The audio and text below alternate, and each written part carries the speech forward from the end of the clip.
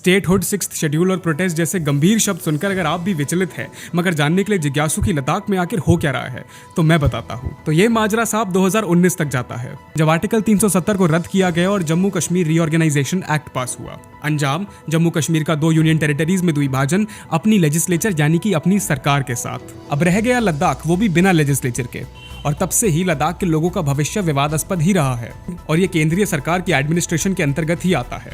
अब वर्तमान में लद्दाख के जेनजी प्रोटेस्टर्स ने राजत्व यानी कि स्टेटहुड और सिक्स्थ शेड्यूल की मांग हेतु बीजेपी के कार्यालय को आग लगा दी। और ये सिक्स्थ शेड्यूल की मांग भी एकदम जायज है क्योंकि लद्दाख की 90% से भी ज्यादा जनसंख्या शेड्यूल ट्राइब्स में ही आती है। भारतीय संविधान के आर्टिकल 244 के तहत ये शेड्यूल उन्हें ऑटोनोमस एडमिनिस्ट्रेटिव रीजन्स और डिस्ट्रिक्ट काउंसिल्स बनाने की एबिलिटी देता है। और ये सिक्स्थ शेड्यूल कहीं नॉर्थ ईस्टर्न स्टेट्स में भी ट्राइबल मेजोरिटी एरियाज को गवर्न करता है। बीजेपी के इलेक्शन मैनिफेस्टो 2019 फॉर लद्दाख पर अगर नजर डाले तो उन्होंने भी लद्दाख के लोगों को ये सिक्स्थ शेड्यूल प्रोवाइड करने का वादा किया था, जो ऑब्वियसली वो अपने हर दूसरे किए गए वादे की तरह निभा नहीं पाए। बात करें अब अगर सोनम वांगचुक की, जिन्होंने फिल्म 3 इडियट्स में रैंचो के किरदार को प्रेरणा दी।